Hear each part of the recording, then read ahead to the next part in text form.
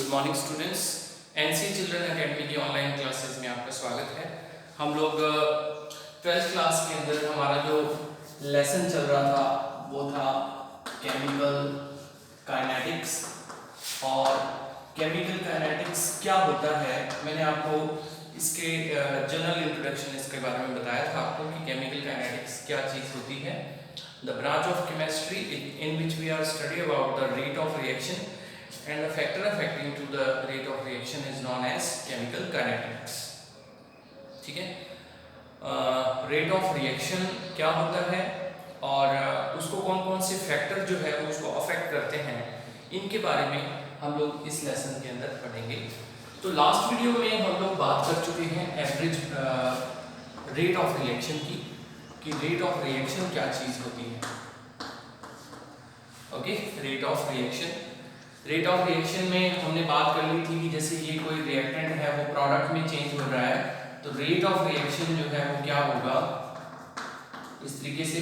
ठीक है, तो change in concentration of R की कंसंट्रेशन में कोई चेंज होगा अपॉन उस चेंज में कितना टाइम लगा है। ठीक है, तो उसको हम रेट ऑफ रिएक्शन कहते हैं। लास्ट वीडियो में मैंने आपको ये भी बताया था कि जब भी हम रेट ऑफ रिएक्शन लिखेंगे तो उसका मतलब एवरेज रेट होगा। ठीक है, एवरेज रेट क्यों होगा इसके बारे में बात कर ली थी कि रिएक्शन जब स्टार्ट होती है तो कुछ फैक्टर उसको अफेक्ट करते हैं, जैसे टेम्परेचर, कंसंट्रेशन, प्रेशर, है ना, रेडिएशन और बहुत सारी चीज़ें हैं, नेचर। तो वो चीज़ें उसको क्योंकि अफेक्ट करती हैं इसलिए उसके रेट के अंदर जो है वो चेंजिंग आ सकती है, इसलिए हम उसका एवरेज रेट निकालेंगे हमेशा। तो एवरेज रेट की हम बात करते हैं कि एवरेज रेट क्या होता है। बेसिकली जो ये मैंने फॉर्मूला लिखा था ये एवरेज रेट का ही था। दोबारा हम बात करते हैं, आर जो है वो पी में बदल रहा है, रिएक्टेंट प्रोडक्ट में बदल रहा है। तो अगर मैं एवरेज रेट की बात करूं, एवरेज रेट, तो एवरेज रेट होगा माइनस या फिर माइनस लगा देते हैं, change in concentration of R, ठीक है, और टाइम टेकन इन चेंज। ठीक है, इसको हम सिंपल वे में लिखेंगे, ये जस्ट आपको समझाने के लिए लिख रहा हूं मैं ऐसे कि आर की कंसंट्रेशन में चेंज हुआ और उस चेंज में कितना टाइम लगा। ठीक है, ये इसका एवरेज रेट होगा। माइनस मैंने इसलिए यहां पर लगाया है क्योंकि आर की जो कंसंट्रेशन है वो ड्यूरिंग द टाइम क्या हो रही है, अपनी इनिशियल कंसंट्रेशन से कम हो रही है। क्योंकि इनिशियल कंसंट्रेशन से ये कम हो रही है तो इस वजह से मैं यहाँ पर माइनस साइन यूज करूंगा। जब हम कैलकुलेशन करेंगे तब ये माइनस कैलकुलेशन में नहीं आएगा। ठीक है, ये सिर्फ इंडिकेशन के लिए है कि भाई आर का जो रेट है ना, आर की जो कंसंट्रेशन है, क्योंकि हमने यहाँ पर कंसंट्रेशन लिखा हुआ है, तो आर की कंसंट्रेशन जो है वो क्या हो रही है, टाइम के साथ कम हो रही है। इस वजह से हमने माइनस साइन जो है वो नेगेटिव साइन यूज किया है। ठीक, फिर एवरेज रेट किसके लिए लिखेंगे, प्रोडक्ट के लिए। तो change in concentration of P upon time taken in change. और क्योंकि पी की कंसंट्रेशन टाइम के साथ इंक्रीज हो रही है तो फिर हम क्या करेंगे, यहाँ पर प्लस साइन यूज करेंगे, तो ये बनेगा टाइम जो plus change in concentration of P और time taken in change. Clear है? तो अब ये दो फॉर्मूले बने, अब हम इन दोनों को भी एक बना देते हैं, दोनों को ही चेंज कर देते हैं। देखिए यहाँ जो है वो चेंज ही तो लिखा हुआ है, तो इसका मतलब ये हुआ बेसिकली भाई कंसंट्रेशन में चेंज हो रहा है। रिएक्टेंट की कंसंट्रेशन हो चाहे प्रोडक्ट की कंसंट्रेशन हो दोनों में चेंज ही रहा है। तो क्योंकि चेंज हो रहा है तो हम फॉर्मूले के अंदर ये लिख देंगे, average rate is equal to plus minus change in concentration upon time taken. समझ गए ना भाई, हमने क्या किया, प्रोडक्ट और रिएक्टेंट की बात ही खत्म कर दी। इसके अंदर हमने सिर्फ सीधा ये लिखा कि कंसंट्रेशन में चेंज हो रहा है, चाहे वो रिएक्टेंट हो चाहे प्रोडक्ट हो, दोनों की ही कंसंट्रेशन में चेंज हो रहा है। तो इसलिए हमने नीचे ये लिखा change in concentration time taken plus minus. Similarly इसको मैं ऐसे भी लिख सकता हूं। अब एवरेज रेट समझ गए ना आप कि भाई एवरेज रेट जो होगा वही रेट ऑफ रिएक्शन होगा। तो मैं यहां पर ये लिख देता हूं, rate of reaction is equal to plus minus change in concentration को डेल सी लिख दें, डेल सी, सी को कंसंट्रेशन, अपॉन डेल टी। ठीक है, तो ये आपका रेट का फॉर्मूला बन गया। Rate of reaction is equal to del C upon del t, positive negative. Positive और नेगेटिव साइन आपको बता ही दिए हैं कि वो क्यों यूज हो रहे हैं। जब हम कैलकुलेशन करेंगे तब ये साइन जो है वो इनको नहीं लिखा जाता फिर। ठीक है, ये सिर्फ इंडिकेशन के लिए है कि भाई रिएक्टेंट है उसकी कंसंट्रेशन कम हो रही है और प्रोडक्ट की कंसंट्रेशन इंक्रीज हो रही है। क्लियर है भाई? तो ये आपका एवरेज रेट की बात हुई। एवरेज रेट के बाद एक चीज और इसमें आती है, वो है इंस्टेंटेनियस रेट। इंस्टेंटेनियस रेट, ठीक है, इंस्टेंटेनियस। तो इंस्टेंटेनियस रेट क्या होता है, हिंदी में इसको मैं बता दूं आपको, थोड़ा सा आइडिया मिलेगा हिंदी में नाम लिखूंगा तो।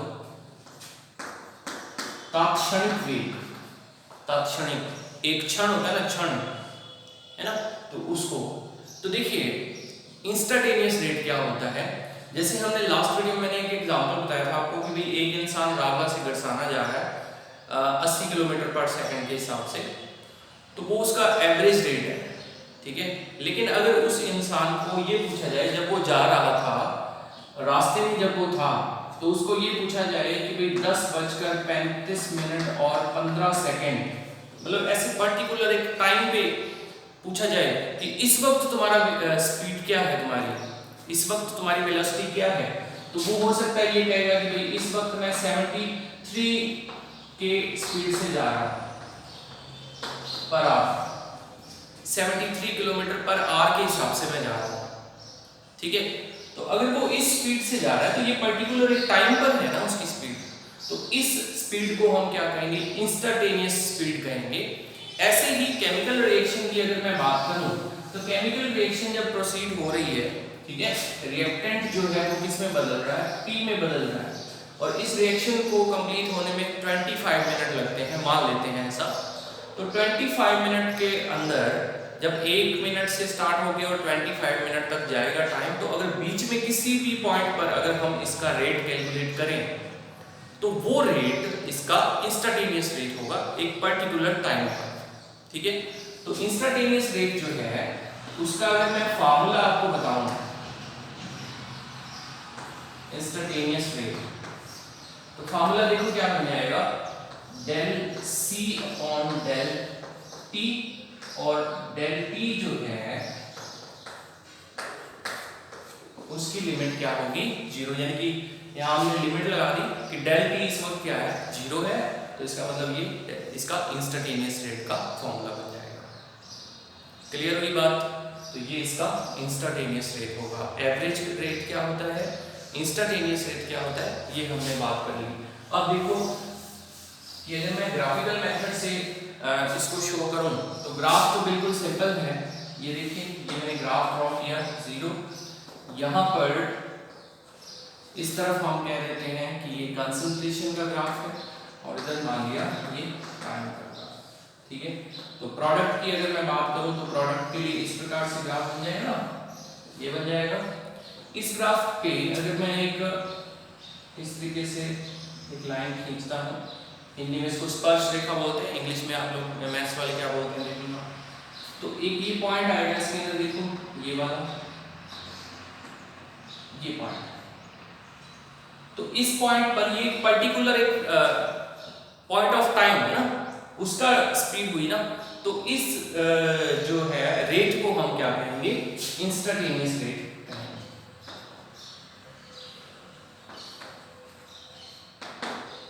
इंस्टेंटेनियस रेट कहेंगे। क्लियर हुई?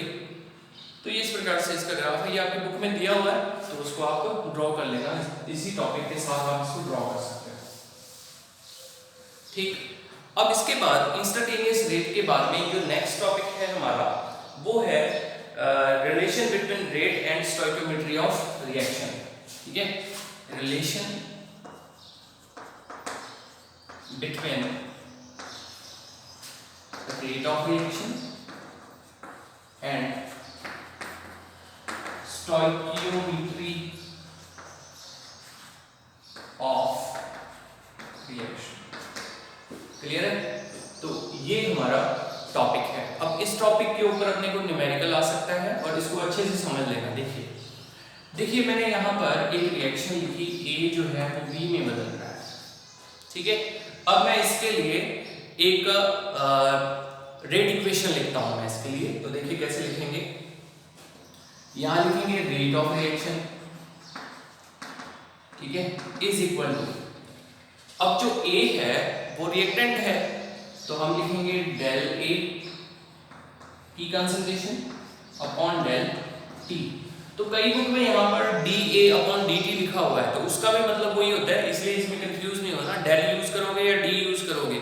ठीक है, लगभग एक ही बात होती है। डेल A जो डेल है किसी एक बड़ी रिएक्शन के रेट के लिए या उसके पूरे रेट के लिए बात करी जाती है, और d जो है वो एक स्मॉल रीजन के लिए बात करी जाती है। ठीक है, तो मतलब दोनों का ये है। तो देखिए डेल A जो है, A की कंसंट्रेशन क्योंकि कम हो गई है तो हम यहाँ पे माइनस लगा देते हैं, is equal to plus del B की concentration upon del T। Clear है? तो ये ऐसे लिख देंगे, ये रेट रिएक्शन। ठीक है, अब कोई बच्चा ये पूछ सकता है कि सर आपने इसका रेट और इसका रेट आपस में इक्वल क्यों लिख दिए?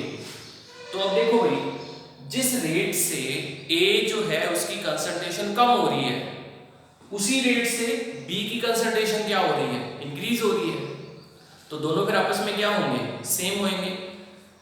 जैसे कोई इंसान अगर बाइक पे रावला से गड़साना जा रहा है, तो रावला में अगर उसको कोई पूछे कि भाई किस स्पीड से जा रहे हो, तो वो कहेगा कि मैं 80 की स्पीड से, 80 की स्पीड से जा रहा हूं। और गड़साना में अगर उससे कोई पूछे तो वो कहेगा कि किस स्पीड से आ रहे हो, तो वो कहेगा 80 की स्पीड से आ रहा हूं। अब स्पीड तो दोनों केसेस में सेम है, लेकिन एक के लिए वो दूर जा रहा है और एक के लिए वो नजदीक आ रहा है। तो दोनों में इसमें ध्यान रखना, स्पीड दोनों की या जो रेट है दोनों का सेम है, लेकिन इसकी कंसंट्रेशन उसी रेट से कम हो रही है और इसकी कंसंट्रेशन उसी रेट से बढ़ रही है। क्लियर? चलो, अब स्टोइकियोमेट्री का क्या इसमें रोल था? तो जैसे ये तो सिंपल रिएक्शन मैंने लिखी है। सेकंड एग्जांपल देखो, जैसे मान लिया 2A 3B, जैसे मैंने ये लिखा, तो इसमें देखो इसको कैसे लिखेंगे। अब इसमें क्या हुआ कि ये स्टोइकियोमेट्रिक जो है पॉइंट्स इसके अंदर आ गए हैं, देखो 2 और 3, तो ये नंबर ऑफ मोल्स है, सारे जानते हैं नंबर ऑफ मोल्स हैं ये। तो इसका रेट कैसे लिखेंगे? तो देखो rate is equal to minus, अब जो ये 2 है ये क्या चला जाएगा, अपॉन में जाएगा, 1/2 डेल A की concentration upon del T is equal to plus 1/3, ये 3 नीचे आ जाएगा, 1/3 डेल A की कंसंट्रेशन अपॉन डेल T की कंसंट्रेशन। क्लियर हुई ना बात? तो इसको हम इस प्रकार से लिखेंगे। और मैं एग्जांपल बताता हूं आपको इसको, देखिए जैसे एक एग्जांपल ये हुआ 2A + 3B एरो 4C, जैसे ये कोई रिएक्शन है सपोज, तो इसका जब रेट लिखेंगे हम, तो रेट इज इक्वल टू क्या हो जाएगा, 1/2 डेल A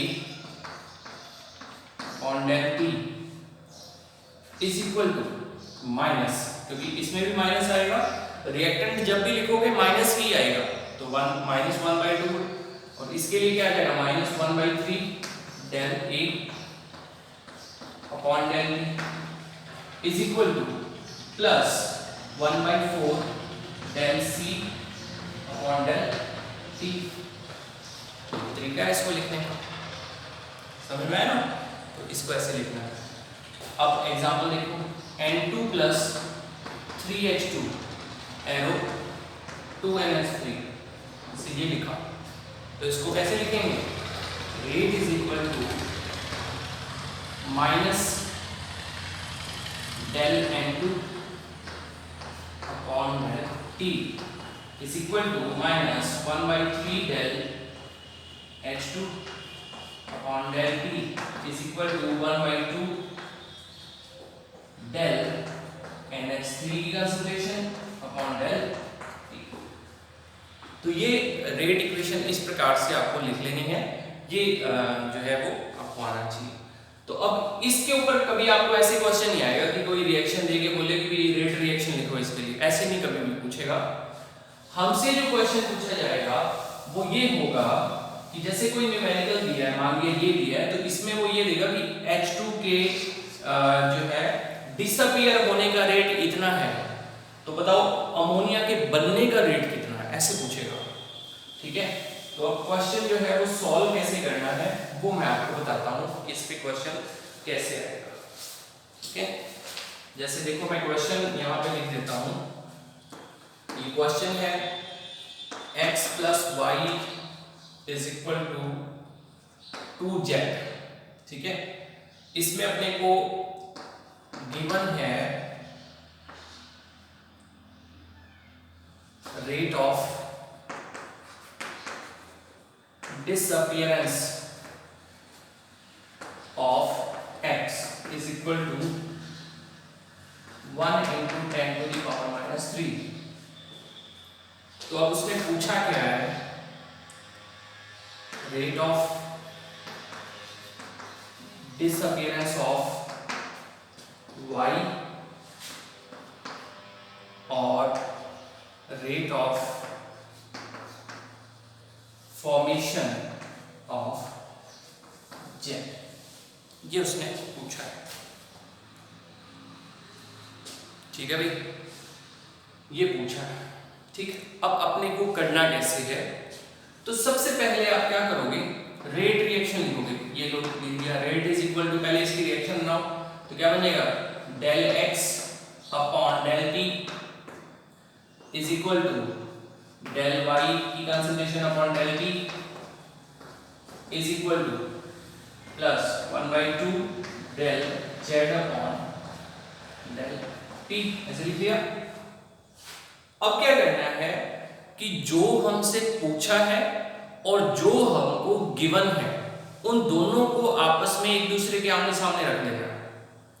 ठीक है, दोबारा सुनो, जो गिवन है वो और जो हमसे पूछा है वो, उन दोनों को आमने सामने रखना है।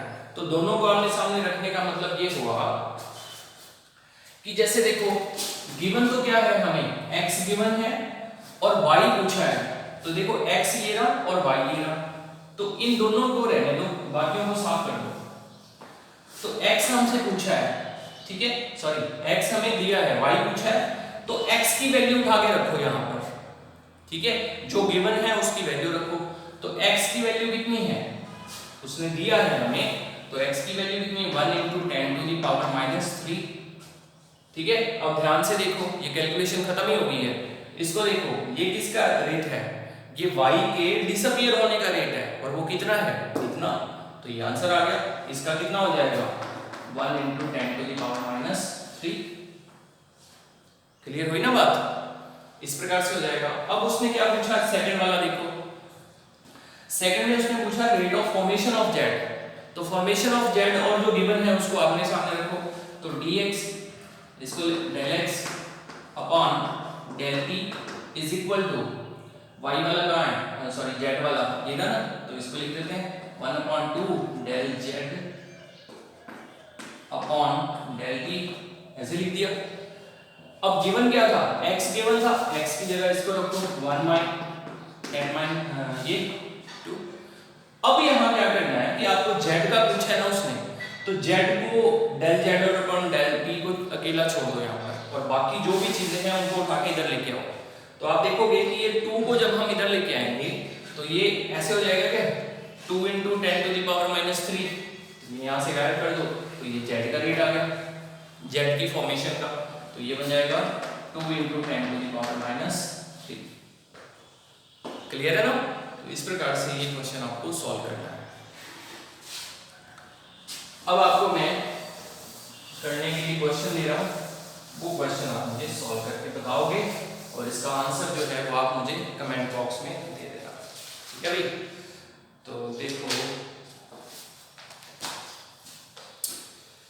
a + 2b एरो 3c, ठीक है।